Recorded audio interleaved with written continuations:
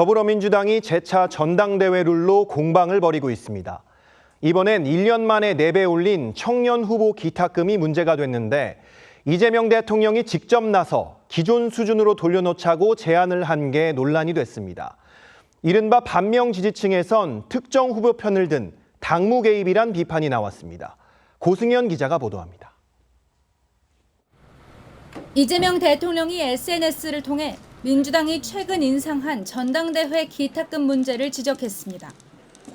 돈 때문에 선거에 나갈 수 없다는 건 슬픈 일이기도 하지만 부정부패의 유인을 키우는 일이기도 하다며 기탁금을 종전 수준으로 인하하는 방안을 고려해보자고 제안했습니다.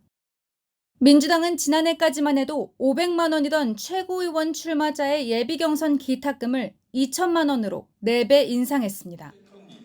앞서 2001년생 정민철 최고위원 후보는 하룻밤에 후원금 3억 8천만 원을 모았다고 공개한 정청래 전 대표를 향해 부럽다고 비꼬며 원외 청년 후보는 선거 후원회조차 열기 어렵다고 기탁금 부담을 호소했습니다.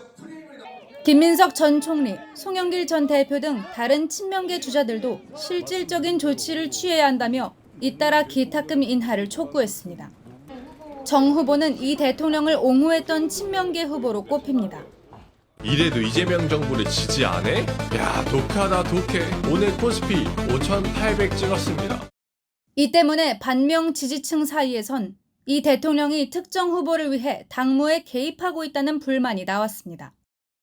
이 같은 지적에 이 대통령은 곧바로 대통령도 당원으로서 의견을 낼 수 있다며 당무 개입이 아니라고 반박하는 글을 추가로 올리기도 했습니다. 민주당 중앙당 선관위는 오는 21일 전체 회의를 열고 청년 후보 기탁금 감면 방안 등을 논의할 예정입니다. TV조선 고승현입니다. 이번 주 정치권 주요 이슈의 맥을 짚어보는 정치뷰 시간입니다. 정치부 한송원 기자 나왔습니다. 자, 한 기자, 이번 주에도 굵직한 일정들 많은 것 같네요.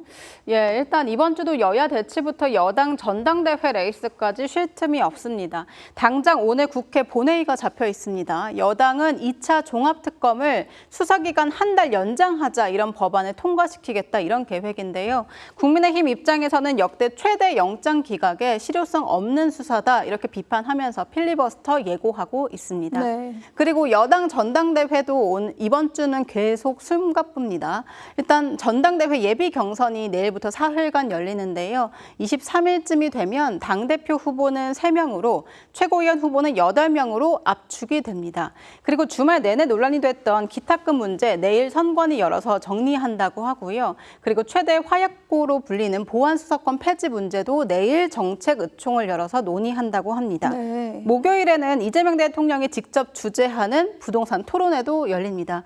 이렇게 여권이 바쁘게 돌아가고 있는데 야권 움직임 마지막으로 보겠습니다. 국민의힘 정점식 원내대표 내일 이준석 개혁신당 대표와 오찬 회동을 합니다. 여기서 대여 공조를 모색하면서 좀 번보수 연대를 할 수 있을지 주목되고 있습니다. 네, 이번 주 일정들 하나씩 짚어보죠. 먼저 민주당 전당대회 기탁금 논란, 말한 대로 이제 선관위가 내일 재논의에 착수를 한다고요. 근데 대통령이 전당대회 직접 언급하면서 주말 내내 좀 논란이 이어졌죠. 네, 이 대통령 어제 하루에만 3차례 관련 SNS 글을 올렸습니다. 시작은 어제 오후 낮이었는데요. 이 대통령이 청년들에게 너무 높은 장벽이다. 이렇게 전당대회 기탁금을 낮추자는 취지로 글을 올렸고 여당 지지자로 보이는 네티즌이 당무 개입이다. 이렇게 비판 댓글을 달자 2시간쯤 후에 대통령이 다시 일상적 당무에 의견을 냈을 뿐이다. 반박글을 올린 겁니다. 네. 여기에 국민의힘도 당무 개입 비판 가세하자 어젯밤에 3번째 글을 올려서 비난 논평을 낼 때는 최소한의 상식을 갖추라 이렇게 야당을 쏘아붙였습니다. 네, 그런데 아까 리포트에서도 이 기탁금이 수천만 원에 달한다고 하던데 아무래도 청년 정치인들에게 문턱이 높은 건 맞는 것 같습니다. 그래서 합리적인 지적인 것 같기도 한데 왜 여권 지지자들까지 나서서 이렇게 비판을 하는 걸까요? 예, 물론 청년에게 기회를 줘야 한다 이런 명분 자체는 반박하기 어려운 측면이 있습니다.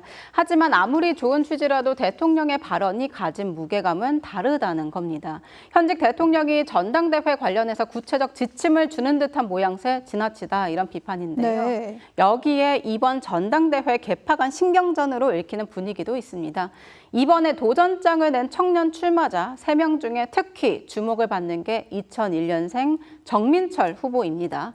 기탁금 마련 과정에서 정치자금법 위반 논란으로 눈물을 흘리기도 했습니다. 장벽이 진짜 많더라고요. 친족의 돈을 받아도 된다고 써놔있는 거예요. 저도 친족한테 돈을 받아서 출마할 수 있으면 이런 문제가 없었을 텐데. 네, 정 후보는 평소 이 대통령을 강하게 지지하는 후보로 분류되고 있는데 친노, 친문 구주류 대변하는 것으로 보이는 유시민 작가와도 최근 설전을 벌여오기도 했습니다. 네, 대통령의 월권 논란, 당무 개입 논란 이번이 처음은 아닌 것 같아요. 예, 과거에 이 대통령이 지방선거 직후에 순방길에 올랐을 때죠. 이 김민석 전 총리는 참석했고 정청래 전 대표는 환송 행사에 빠져서 계파 갈등 불거졌습니다. 네. 그리고 가장 최근에도 최측근이었던 김용 전 부원장 불법 정치자금 유죄 판결과 관련해서 이해하기 어렵다 이렇게 글을 올렸다가 야당으로부터 재판 개입이다 이런 비판을 받고 있습니다.